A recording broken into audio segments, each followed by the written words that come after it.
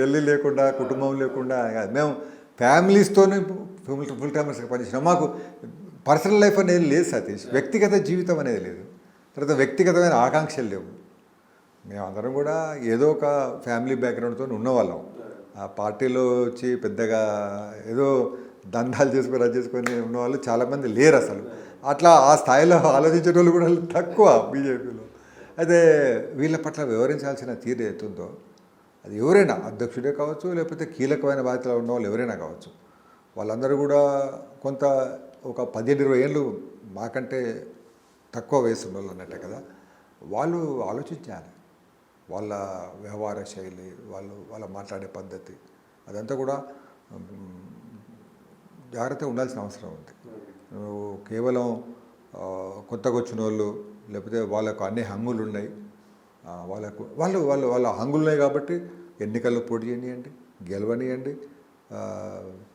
తెలంగాణకు బీజేపీ అధికారంలోకి వచ్చేందుకు కొరకు వాళ్ళు అన్ని రకాలుగా ప్రయత్నం చేస్తే హ్యాపీగా ఉండేవాళ్ళం మేము. ఎందుకంటే మేము చేయలేని పని, ఈ 40 సంవత్సరాలుగా మా వల్ల కాని పని వీళ్ళ వల్ల అయింది అని చెప్పి మేము హ్యాపీ ఫీల్ కావాలి. హ్యాపీ ఫీల్ కాకపోతే అది మా తప్పు అయింది.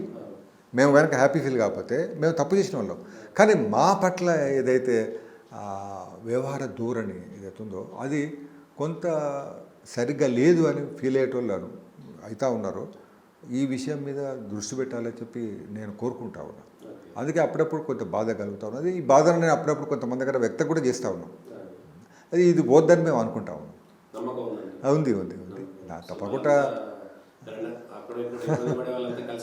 కలిసి మేము ఆ పనిచేసే విషయంలో మాత్రం రెండో అభిప్రాయం లేదు సతీష్. అరే మేము మా కళ తెలంగాణలో బీజేపీ అధికారం రావాలని మేము కోరుకుంటా ఉన్నాం. ఇవాళ మేము ఒకటి హ్యాపీ ఫీల్ అవుతున్నాం ఏంటంటే, ఇవాళ మమ్మల్ని విమర్శించేటోళ్ళు కూడా టీఆర్ఎస్కు ఆల్టర్నేటివ్ బీజేపీ అంటే అంతకుముందు చులకనగా అరే ఏందా మీరు పిచ్చోళ్ళ, ఇప్పుడు ఎవరు కూడా మాట్లాడడానికి సిద్ధంగా లేరు.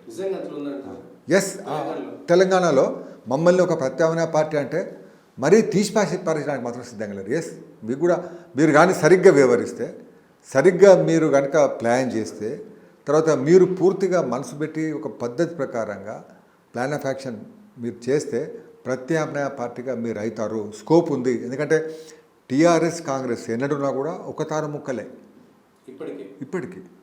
ఇప్పుడు మేము ఎన్నికల తర్వాత టీఆర్ఎస్కు 10-20 సీట్లు తక్కువ పడ్డాయి అనుకో, ఎవరు కలుస్తారు వాళ్ళతోని? మజిలీస్ అయితే ఎట్లాగో వాళ్ళ మిత్రపక్షమే, మేమైతే కలవాల్సింది కాంగ్రెసే కదా.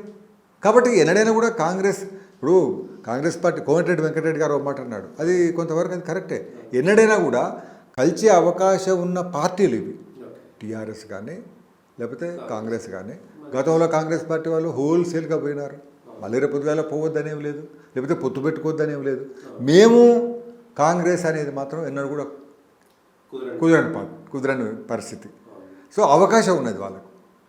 మేము అట్లాంటప్పుడు ప్రత్యామ్నాయంగా మేమే ఓటర్లకు కనిపిస్తాం కాబట్టి ప్రత్యామ్నాయం మేము కావాలి అనే దాన్ని ప్రజలు గతంలో ఎట్లయితే అది పెద్దగా సీరియస్గా తీసుకోకపోయేదో ఇప్పుడు అట్లాంటి పరిస్థితి లేదు.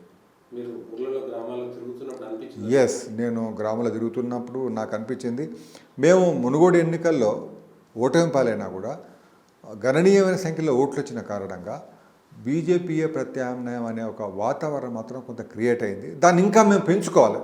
అదే సరిపోదు, ఇప్పుడు ఉన్న పరిస్థితి సరిపోదు, డెఫినెట్గా పెంచుకోవాలి. వాస్తవం చెప్తా ఉన్నా, ఇప్పుడు ఉన్న పరిస్థితిని మేము ఇంకా కొంత పెంచుకోవాల్సిన అవసరం ఉంది. కాంగ్రెస్ లాభం లేదు అనే ఒక వాతావరణాన్ని మేము తీసుకురావాల్సింది ఇంకా ఉంది.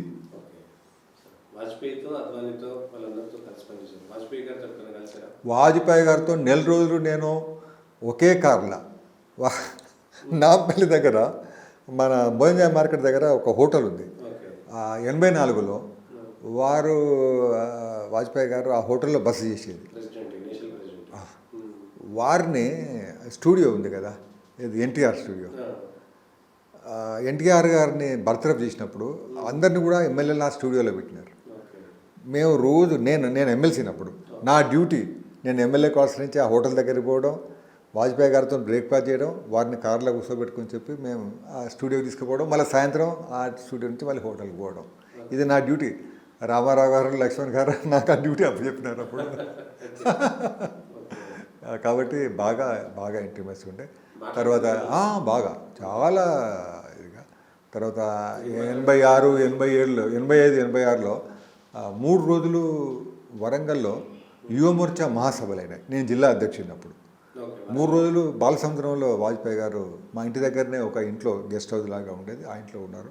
సో పొద్దున్నే కాఫీ, న్యూస్ పేపర్